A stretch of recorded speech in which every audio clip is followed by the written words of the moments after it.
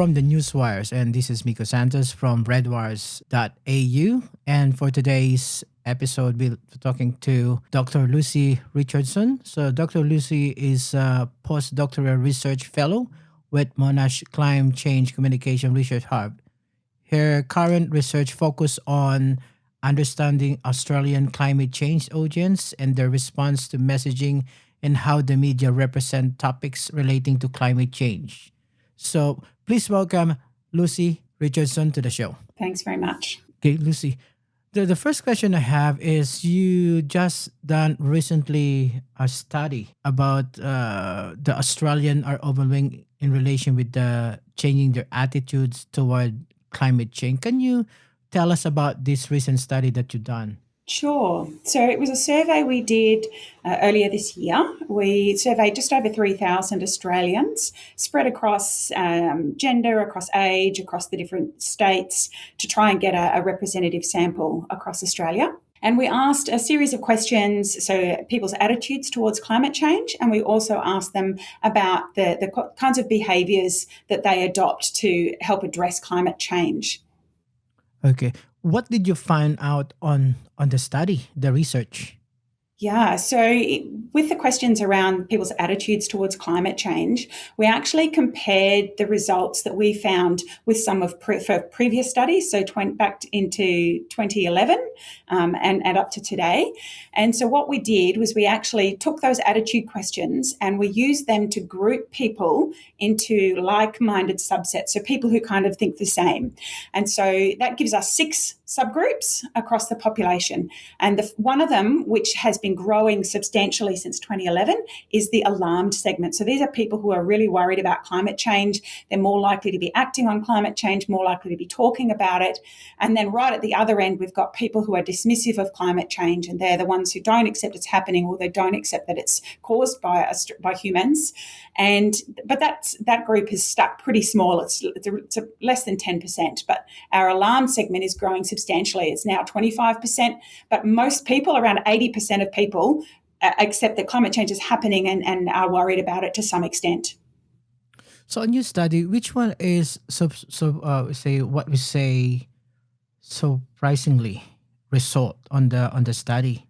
I guess one of the most surprising things for me was that while a lot of people say they're doing things to help address climate change, for most people, they actually say they're only doing a little bit, which to me was a surprise because I know we hear about it all the time. And with so many people who are worried about it, I expected that there would be more people doing a bit more.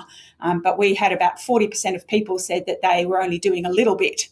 And there was still a surprising amount of doubt. About 20% said that they actually weren't doing anything at all, which for me, that was quite surprising.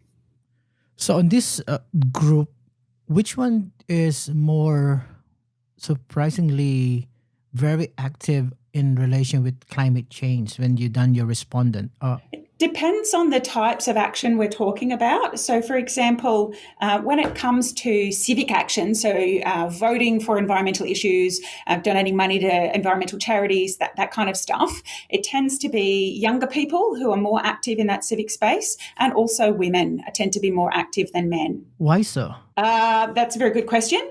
Possibly because of things like, for example, it's now become normal. We see it on the news that youth across the world are worried about climate change. So it's now becomes a bit more normal for the youth to be active in that space.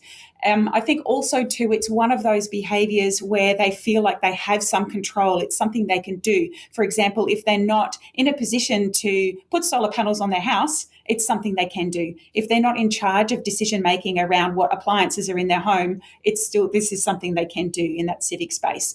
So for that age group, it can sometimes be one of the things that they think they can do that is actually really beneficial.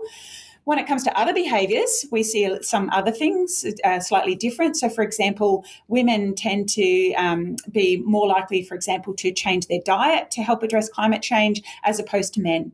Whereas men, for example, might be reducing their petrol use in their car. So it varies across the different behaviours as to who might be doing what, and partly, again, depending on what life stage they're at and where they're geographically located. Are they even in a place where public transport's available, for example? So you say in your study, say 32% of women surveyed that had changed their diet compared to just 18% of men. So, which means it's contributing around 24% of the total respondents you already have changed their diet. Have Yeah. already changed. So, Yes. Yeah. why do you think it's more inclined to women than men? It's a good question. I haven't personally done any research into what that is. I have some hypotheses, some theories that I would love to test. I know that there has been some research by other researchers which has talked about the masculine stereotypes that can exist in Australia, where, as you know, we are the meat-eating, manly kind of that kind of cultural expectation. So that could be one thing, that it's manly to eat meat, and therefore that could be putting some people off. That's one aspect. There's a range of other things. So, for example, traditionally in the gender roles, women have been seen as the caretakers, which may again follow over into that caretaking for the environment, because we know that women tend to, across environmental issues more generally, tend to be more engaged in that space. So it may be again some of that gendered expectations around caregiving that may also play into that. So great. So you're saying on what's going to be happen after this study? Are you giving this to authority, government, to what's the best? We have published the report, and we're putting it out in the policy space for people who are interested there.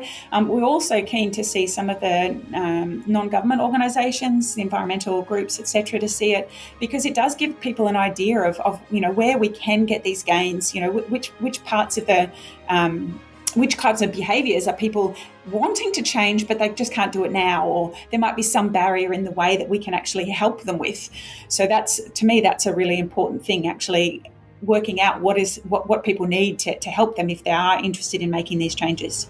Thank you for that. So just last question. This is, so recently UNESCO and International Union on Conservation of Nature have recommended that the Great Barrier Reef be listed as the World Heritage in danger as part of their report, or their joint report. What's your opinion about this? Yeah, I think it's really critical that we do actually address climate change. Climate change is listed by UNESCO as like the most significant threat to the Great Barrier Reef. So, we do need to make this climate action if we want that to persist for our children, our children's children, to be able to enjoy that, for the species that live there to be existing in decades' time. The kinds of actions that we can do as individuals, and the voting action, for example, bringing in a government that will support climate action, those are all really important and valuable steps to help protect our reef. Thank you for that.